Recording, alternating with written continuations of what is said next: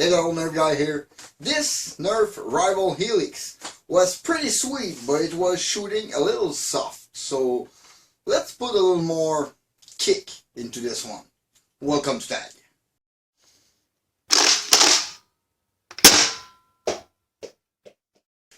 As I said in the intro, this rival Helix was very interesting, but it's lacking a little performance. With 90 FPS average, this is not really gonna cut it. So today, business as usual, we're gonna open it, look at the internal, probably improve the O-ring and change the spring. I got a knockout spring here lying around. I got a Diva spring which was pretty stiff, just to see if we can upgrade it with the rival stock spring. And I got a K26 waiting for this blaster, just in case nothing else, improve it. First thing first, let's open it.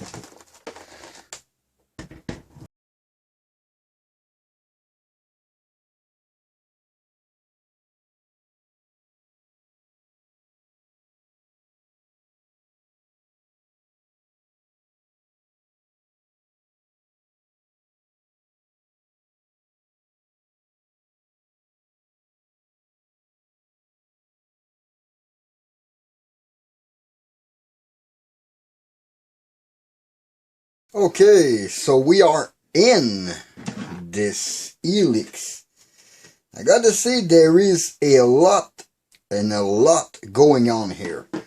But from what I see, this is basically an Apollo finisher style, where it pulls the barrel in front when you prime, drop around, and then close it when you prime it back. This rod resembles a lot to the one on the Hypnos. Not the Hypnos, the Helios. Quite a stiff spring. How do I remove this without hurting anything?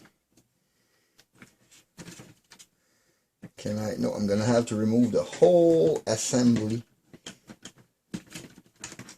Can I lift it up?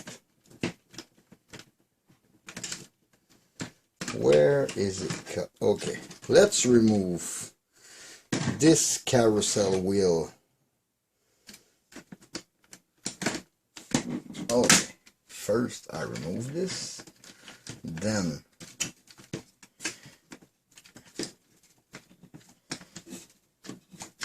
okay, I get what's going on here. The prime is screwed to the other side, meaning I had to remove it completely, but I didn't. So we're gonna remove it right now. So the small screw in the back and the long screw in front, like for the other part, I guess. Yep. Long screw in front, short screw in the back. Okay, it's the same thing. Let's remove this priming grip, and now I shall be able. It's like a mix between a finisher and a takedown. Weird. This is like Helios, takedown, and finisher all at once. Okay, now can we safely open it?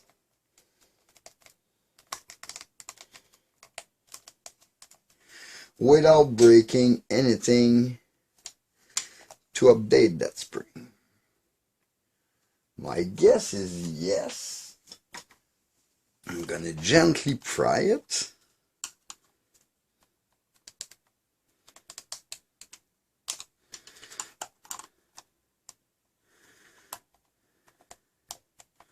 I got it without any break.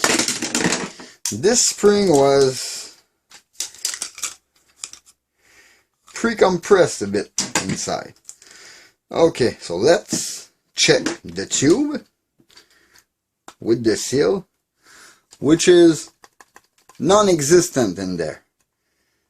I mean, I can rattle the plunger tube all the way around. So let's find a better O-ring for this thing.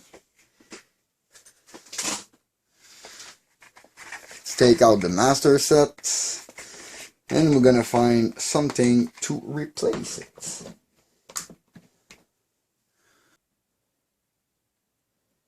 it will have to be this size to be good enough. Does it fit? And this plunger head is slightly padded.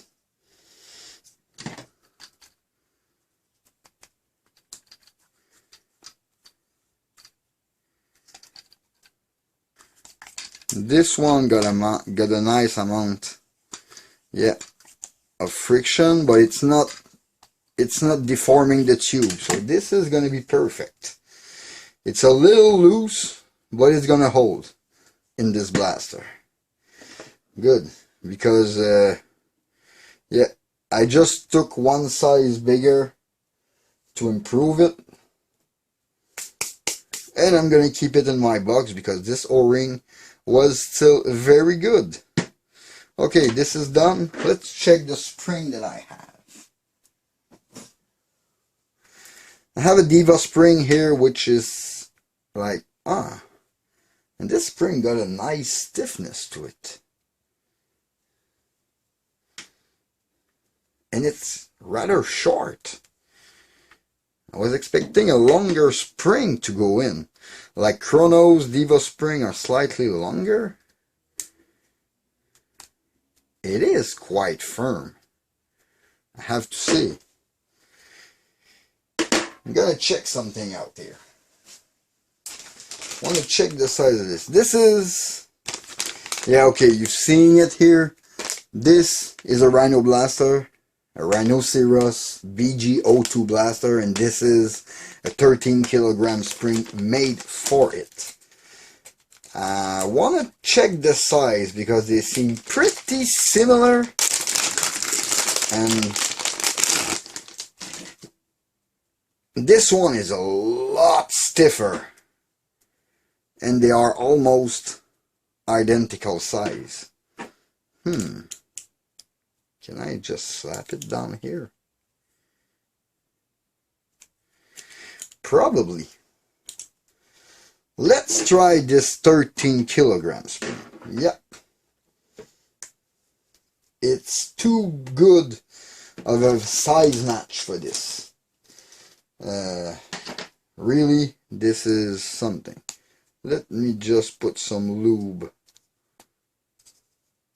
on this O-ring / plunger head.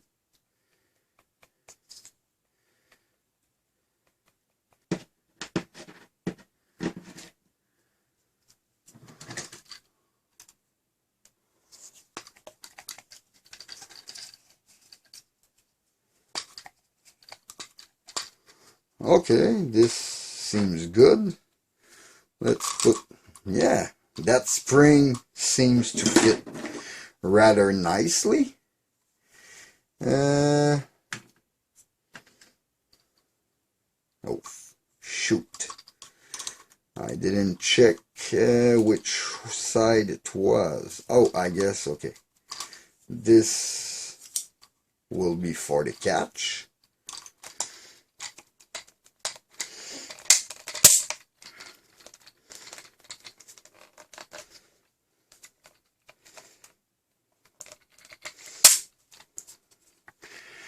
Seems like holding.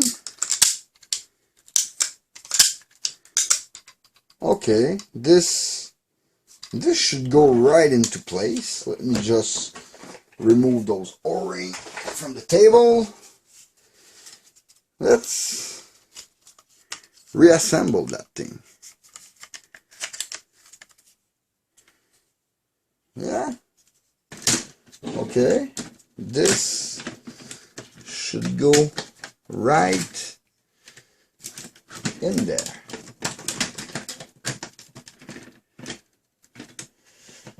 Well, I didn't remove the air restrictor in it. I don't really want to remove it. Okay, this is back in its place. Let's not forget that carousel that goes down here. This seems to be very well in place.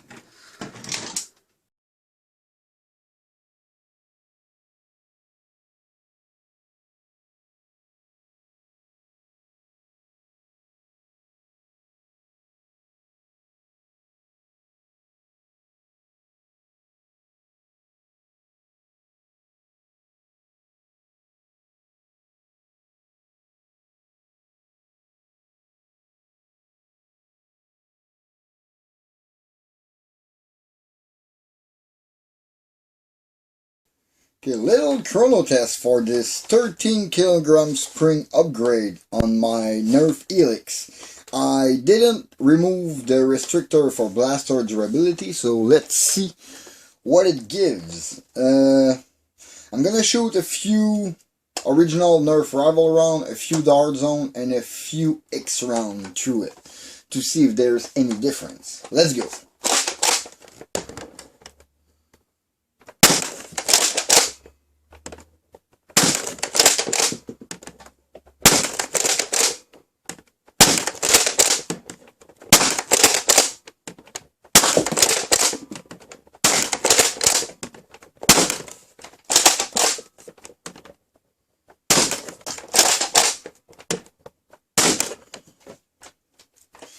Okay, I had a few worn around in there, so we had 99 where I hit the chronograph and a 100 where I don't know, maybe I hit.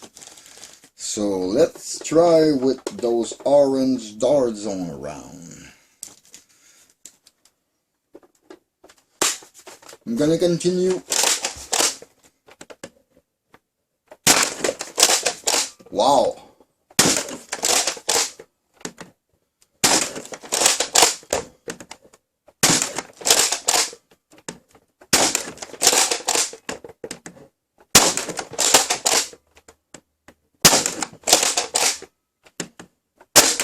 Okay, now empty. It really like the dart zone around. I mean, those number 120, those are good. Let me grab a few X round in my rival round bin, and we're gonna try them.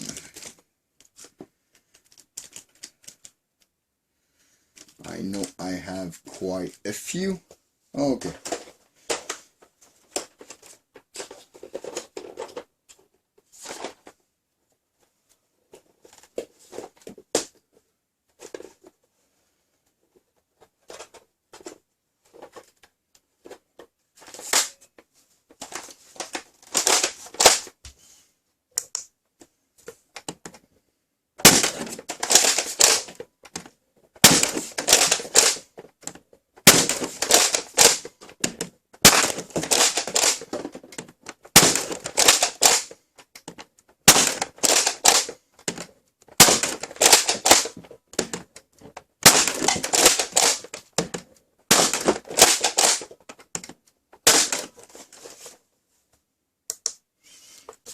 Okay, so 110 even for the average. That's pretty impressive. The 99 hit the chronograph, and the maximum shot was 120 with a dart zone round.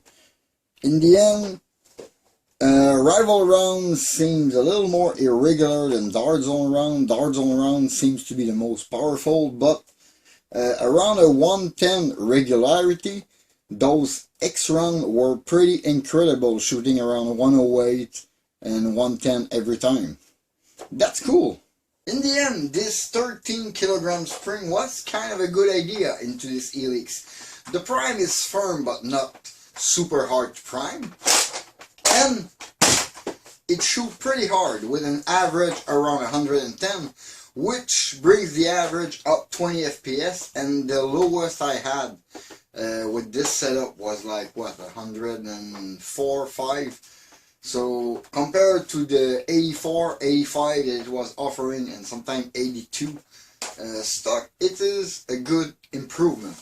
The internal look pretty solid, except for some of the green part, which I don't know, because they look like Slamfire part, but this blaster doesn't have Slamfire.